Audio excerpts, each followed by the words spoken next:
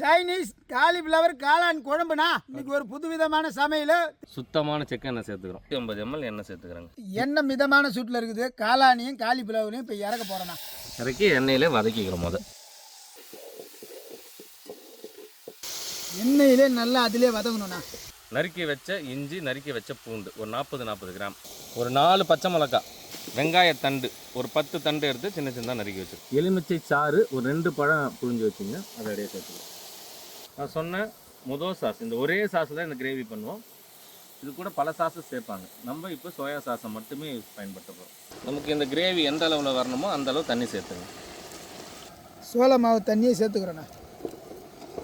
அவங்க அஜினமோட்டோ பயன்படுத்துவாங்க, நம்ம தூள் உப்பு சேர்த்துக்கிறோம். இந்த குழம்புக்கு ஏற்ற அளவு மிளகுத்தூள் கடைசியாக சேர்த்து அப்படியே மிளகு போட்டுட்டு வெட்டி வச்ச வெங்காயத்தாள் அந்த சூட்டில் வர வாசனையோடு இதை ஒரு கிளறு அப்படி நிறுத்திக்கணும். இப்படியும் நீங்கள் கிரேவி செஞ்சு சாப்பிட்லான்னு உங்களுக்கு காட்டுறதுக்கு தான் இந்த வீடியோவே.